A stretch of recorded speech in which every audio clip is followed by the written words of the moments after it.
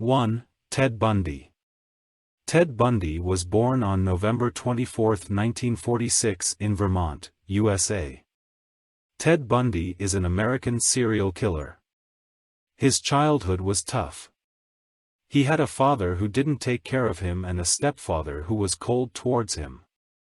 His mother, on the other hand, was too young to take care of him and focused primarily on her own life. Because of this, Bundy felt lonely and had difficulty relating to people. Bundy's love life is quite complicated.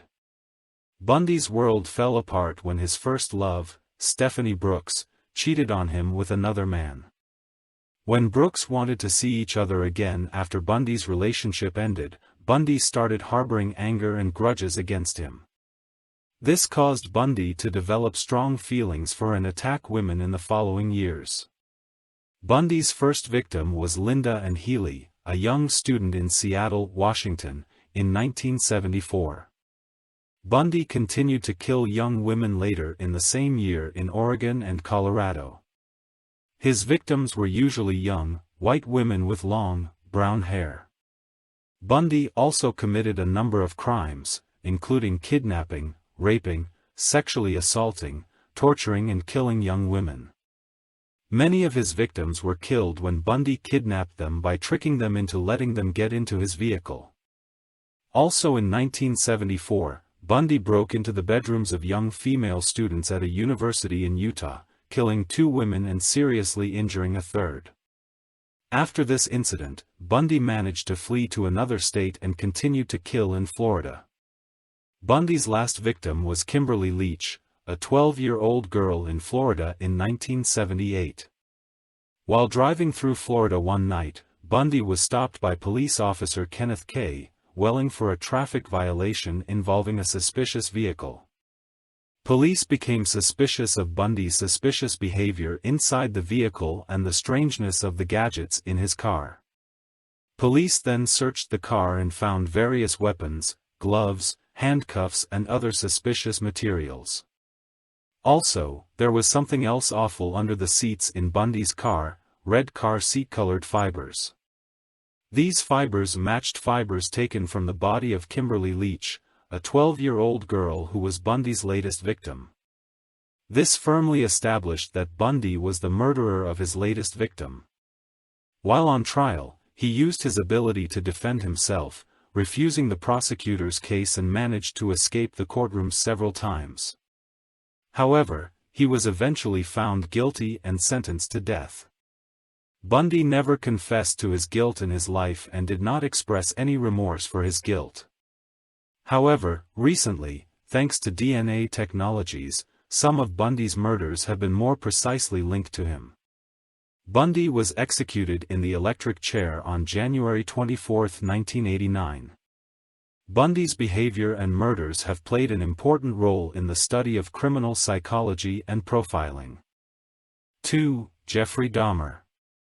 Jeffrey Lionel Dahmer was born on May 21, 1960 in Milwaukee, Wisconsin. His parents, Lionel and Joyce Dahmer, argued constantly throughout his childhood and eventually divorced. During Dahmer's childhood, he had a number of health problems, such as asthma, and was therefore often absent from school and social activities. Dahmer became an introvert as a teenager and had an introverted personality. He was insecure and had trouble communicating with other people.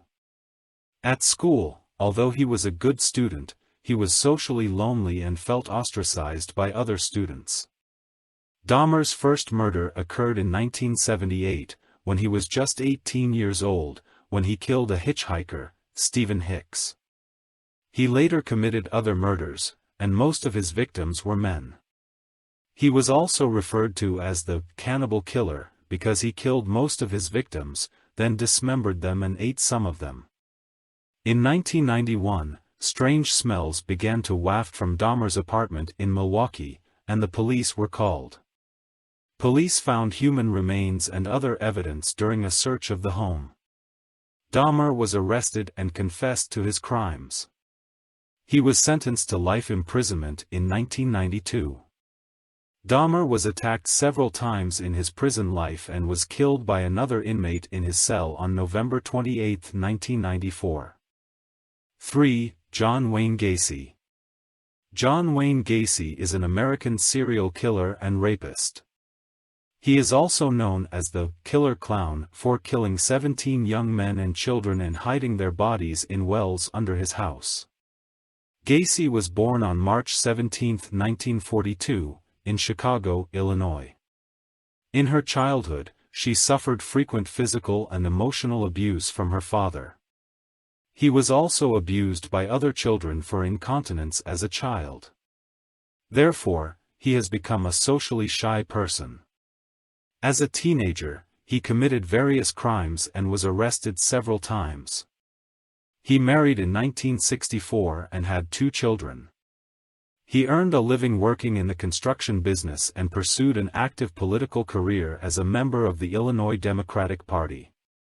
He also appeared at children's birthday parties as Pogo the Clown, a party character loved by children. Gacy committed his first murder in 1972. He recruited young men, raped them in his home, and then killed them. Then he hid their bodies in wells under his house. By the mid-1970s, Gacy recruited many young men, killing them and burying them in wells under his home. In 1978, after a young man went missing, police searched Gacy's home and discovered the bodies. Gacy confessed to his crimes and was found guilty of 33 counts in 1980. In 1994, he was sentenced to death and executed on May 10, 1994. Gacy's crimes are considered one of the scariest serial killer cases in American history. 4. Dennis Rader.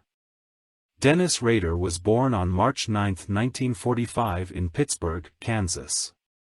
He and his family moved to Wichita and grew up there. In her childhood, she is known to exhibit deviant behaviors such as torturing animals and stealing women's underwear. However, by the time he reached adolescence, he lived a socially active life, participating in sports and church events. In 1966, Rader joined the United States Air Force and served as a military policeman until 1970. During his military service, he did not participate in the Vietnam War and served at military installations in the United States. After his military service, Rader studied mathematics at Wichita State University and after graduating worked as a salesman in a furniture store. In 1974, he committed his first murder. Joseph Otero killed Julie Otero, Josephine Otero, and Joseph Otero Jr. Rader committed his murders using the acronym BIND, throat, cut, bind, torture, kill. Later, Rader killed Shirley Vian, Nancy Fox, Maureen Hedge, Vicki Wegerle, Dolores Davis, Catherine Bright, Shirley Ruth Wyke, and Nancy K. Peterson. At the time of his murders, he was working for a security company and was also leading a church. In between the murders, he remained silent for several years, contacting the police several times and sending them letters and messages that made them uncomfortable. In 2005, Rader was caught through DNA remains and communications and confessed to 10 murders. In court, he gave a detailed explanation of how the murders were committed and how he chose the victims, saying that he called himself the BTK Killer. Rader was found guilty of 10 counts of first-degree murder in 2005 and was sentenced to life imprisonment. He is still living in prison and has given several interviews recently. However, most people think that Rader is insensitive to popularity and can still pose a threat. 5. Andrei Chikatilo. Andrei Chikatilo was born on October 16, 1936 in Ukraine. He is a serial killer who killed at least 52 people in Russia between 1978 and 1990. Also known as the Beast of Krasnodar. Chikatilo was born in Ukraine and was born in World War II. He struggled with hunger and poverty during World War II. She worked as a teacher in her adulthood, and in 1978 she committed her first murder against a 22-year-old girl. He later killed 52 people, including women, men, and children, and was captured in the late 1980s. Chikatilo used various methods in his murders. He often killed his victims for sexual satisfaction and cut off their genitals. He also cut some of his victims into pieces to eat. In 1992, Chikatilo was tried and found guilty on 52 counts of murder. In court, he detailed his murders and explained how bloody and brutal they were in some cases. He also claimed that the traumas of sexual pressure and war in his childhood were one of the reasons for committing his murders. Chikatilo was executed in Russia on February 14, 1994. Before he died, he worked with psychologists in prison and talked about his motives for committing the murders. Chikatilo's murders are considered one of the most violent and terrible serial killer cases in the history of Russia.